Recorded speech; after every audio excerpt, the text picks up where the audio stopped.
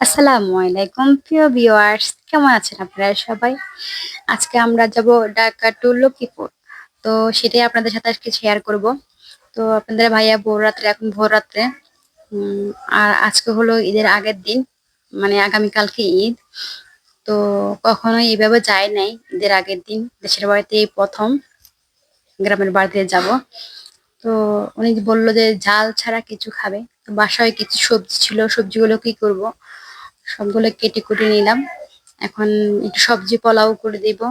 কয়েকটা বুকের মাংস আছে, ওগুলো টুকরো টুকরো করে ব্রোস্ট করে দেব। আর আরো কিছু সবজি থাকবে, ওগুলা দিয়ে আপনার ভেজিটেবল সবজি করে দেব। একটা মরিচও দিব না। একদম দেখি কতটা ঝাল ছাড়া খেতে পারে। আর তরকারিতে একটু ঝাল না হলে ভালোই লাগে না। কি বলেন আপনারা? ঝাল ছাড়া তরকারি ভালো লাগে কখনো? আমি তো ঝাল ছাড়া তরকারি খেতেই পারি না। তো ভোর রাত্রে খাওয়া দাওয়া সেরে আমি ট্রলি ব্যাগ গুলো প্যাকিং করে নিছি। এটা হলো আপনাদের ভাইয়ার ট্রলি ব্যাগটা। আর আরেকটা ট্রলি ব্যাগে আমি আর আমার বাচ্চাদের গুলা জামা কাপড় নিয়ে নিয়েছি। আর আমার সাজুগুজু জিনিস তো আছেই, সেগুলা গুছিয়ে নিয়েছি নিজের মতো করে। একটা ব্যাগে যা যা জুতো। তো দেশের বাড়িতে যাওয়া, মানে গ্রামের বাড়িতে যাব, সবকিছু গুছাতে গুছাতে অনেক সময় লেগে যাবে। ভোর ৯টার দিকে আমরা রওনা হব। তো আপনার যাতে দেরি না হয়, সময়টা এগিয়ে দেওয়ার জন্য তো আর কি যাওয়ার জন্য কিছু সবাই গুছিয়ে রেডি গাছিয়ে হয়ে রাখা গেছে। আর কি সবকিছু। তো আপনাদের এখন সাথে আমরা শেয়ার রওনা দিব করতেছি আজকের লক্ষ্মীপুরের ভিডিওটা। উদ্দেশ্যে।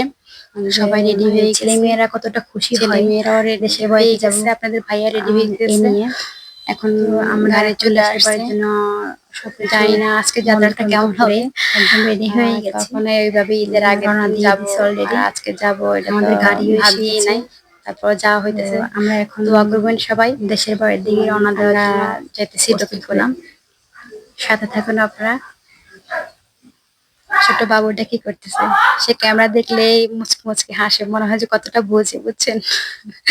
অনেক বোঝে, যে উকি দিয়ে দেখতেছে। অলরেডি আমরা গ্রামের বাড়ি চলে আসছি। এটা হলো আমার বাবার বাড়ি। আমার শ্বশুর বাড়িতে যাই নাই। আমার শাশুড়ি মারা গেছে গত বছরে। এই জন্য বাবার বাড়িতে আসলাম এবার ঈদ করতে।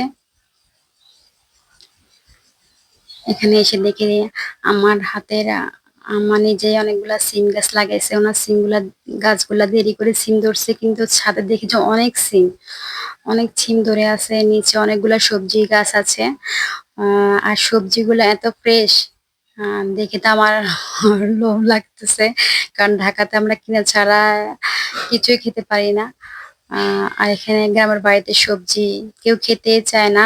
আহ, তো এত সুন্দর সুন্দর সবজি দেখি সত্যি অন্যরা তো ফ্রেশ হয়ে ওরা বলতেছে আমরা একটু কমেডি ভিডিও। ভাই ভাই নামাজ পড়তে আসো, আজান দিচ্ছে। আরে কথা বলিও না, আমি তবজি খতম করি। ভাই ভাই নামাজ পড়তে আসো, আজান দিচ্ছে। চুপ চুপ, ভাই একটু ঘুমাইনি। এই ছেলেটার জন্য একটু ঘুমাইতেও পারি না, শান্তিও পাই না। ছি ছি ছি রোজা যাচ্ছি, ছি ছি ছি রোজা যাচ্ছি রে ছি রে ছি। সেহরি করলি, ইফতার করলি, নামাজ পড়লি না। 4 রাকাত তারাবি পড়লি, বাকিটা পড়লি না। 5 ওয়াক্ত নামাজ তুই কেমনে গেলি ভুলে। ছি ছি ছি রোজা যাচ্ছি, ছি ছি ছি রোজা যাচ্ছি রে ছি রে ছি। আগামীকালকে ঈদ, তো কোনো পরিকল্পনা ছাড়াই আজকে আসতে হলো। অনেক জার্নি, 7 ঘন্টা লাগছে আজকে আসতে। তো এই সবাইকে অগ্রিম ঈদ মোবারক। সবাই ভালো থাকবেন, আমাদের জন্য দোয়া করবেন। আমাদের ইফতারিও রেডি হয়ে গেছে, আমরা ইফতারি করবো, আপনারা ইফতারি করেন। শেষ ইফতার। আল্লাহ হাফেজ।